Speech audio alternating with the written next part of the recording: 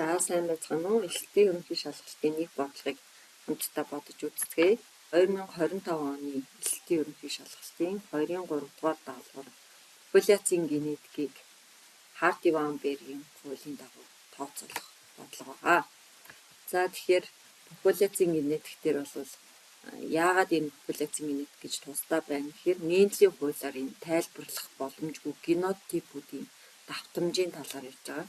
Тэгэхээр 1908 онд бол Харди ван Берг гэсэн эрдэмтэд бие-биеэс үл хамааран популяц дахь генотипийн эзлэх хувийг тооцоолох математик аргыг боловсруулсан байгаа.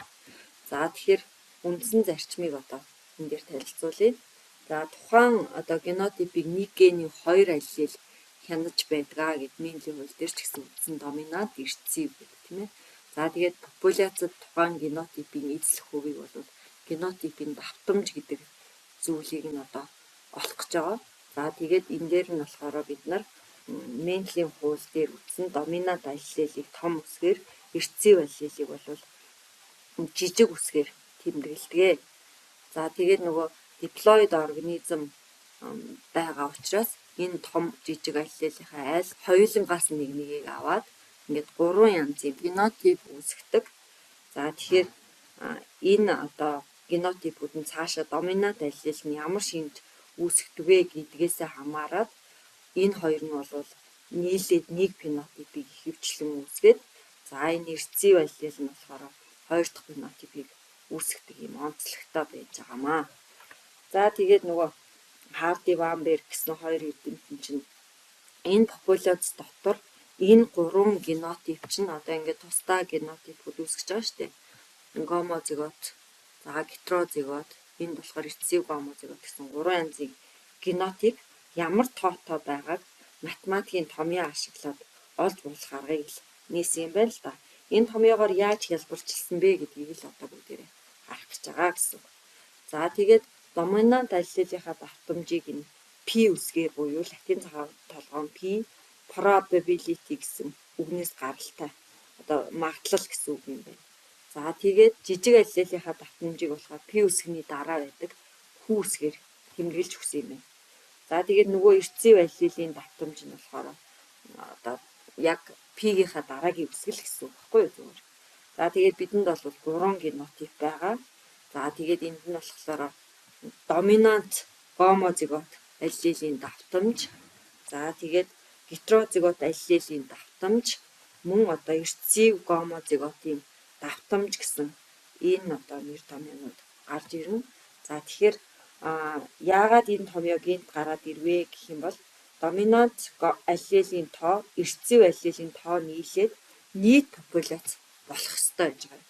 За тэгэнгүүтээ энийг хялбарчлаад тухайн нөгөө сая доминант аллелийг P, эрсцийн аллелийг Q гэсэн учраас энэ дээрээс энэ нийт гэдгийгээ яасан бэ гэхээр нэгч рүү шилжүүлээд 1 гэж тэмдэглэсэн гэсэн үг. Ингэхээр энд байгаа нийт эрсцийн болон доминант аллелууд нийлээд бүгдээр нь нийлээд 1 болно л гэж үзэж байгаа гэсэн үг. За тэгээд энэхүү аллелууд бол ганц дангаараа байдаггүй, диплоид бид хос хосоороо байдаг бол бид мэдчихэж байгаа шүү дээ. Тэгэхээр үүнийг бид бол юу гэж үзэж болох вэ гэхээр нөгөө ингээд квадрат зэрэг өөрөөр хэлбэл доминант гомозигот бол P квадрат, эрсцийн гомозигот байвал Q квадрат, за ингээд гетерозигот тохиолдолд болохоор 2PQ гэж тэмдэглэж байгаа юм. За тэгээд энэ дээр ингээд 100% болж харагдаж байгаа. За тэгэнгүүтээ энийгээ томьёонд оруулаад үзэхээр P дээр нэмэх нь Q-гийн квадрат гэдэг бол энэ дээр болохоор P квадрат буюу доминант гомозигот. За тэгээд дараачих нь гетерозигот байгаа энэ генотипийн давтамжийг 2PQ гээд эрсцийн гомозиготын давтамжийг Q квадрат гэж байгаа. За тэгээд энийгээ задлаад үзэх юм бол тэнцүү 1 гэсэн энэ томьёо гарч байгаа. За энэхүү томьёогоо ашиглаад бүгдээрээ бодлогоо бодцгоё. За бодлогон дээр маань болохоор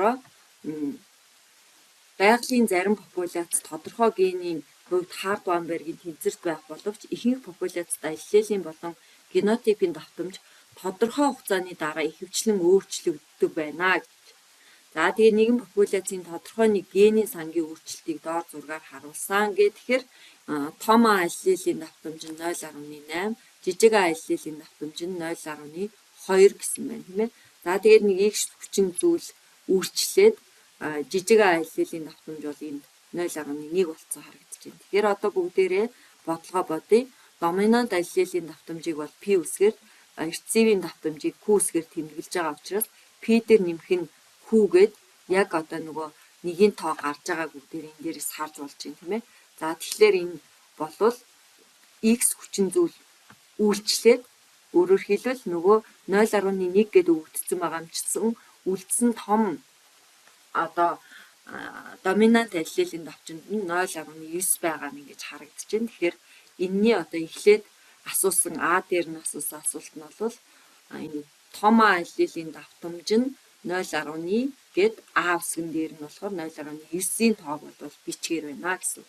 За тэгвэл одоо нөгөө дараагийн асуулт нь болохоор доминант гомозигот генотипийн организмууд хэдэн хувиар нэмэгдсэн бэ гэдгийг одоо бүгдээрээ бодъё. Тэгэхээр нөгөө доминант гомозиготынхоо хувийг бодохын тулд бүгдээрээ энэ томьёондоо орлуулад өгчин. Тэгэхээр доминантын давтамж нь болохоор 0.8 байсан гэж үзэх юм бол томьёондоо орлуулад үзэхээр 0.8-ын квадрат 0.64. За ингээд 2pq гэдэг нь 0.32. За q квадрат гэдэг нь 0.4 байсан байна. За тэгээд нөгөө x хүчин зүйл үйлчилсэний дараа яасан бэ гэдгийг яг томьёондоо орлуулаад нөгөө өөрчлөгдсөн энэ давтамжаараа орлуулад үзчихнэ. Тэгэхээр энд эхлээд том аллелийн давтамж бол доминант аллелийн давтамж 0.64 буюу 64% байснаа x хүчин зүйл үйлчилсэний дараа 81%. Тэгэхээр энэ дээр 17%-аар нэмэгдсэн гэдэг. За дараагийн асуулт нь гетерозигот генотиптэй организм хэдэн хувиар буурсан бэ гэхээр эхнийх дээр бол 0.32% болно тийм ээ хувьд шилжүүлэхээр. За дараагийнх дээр нь 18% болсон гэдэг чинь 14%-аар буурсан байна. За сүүлийн асуултан дээр нь болохоор рецеив гомозигот генотиптэй организмууд хэдэн хувиар буурсан бэ гэхээр 0.4 гэдэг чинь бол 4% болж байгаа тийм ээ. За тэгээ энэ дээр 1% болж буурсан байна гэхээр 3%-аар буурсан байна гэсэн. За ингээд хариултынхаа утсан дээр яаж бодох вэ гэхээр ийм байдлаар бодогдно гэсэн үг байна. За тэгээ саяынхаа онолыг ашиглаад 2023 оны багш олимпиадын 2-ын 5-нд ирсэн энэхүү асуултыг бодлогыг бодоод багш руугаа явуулж болно. За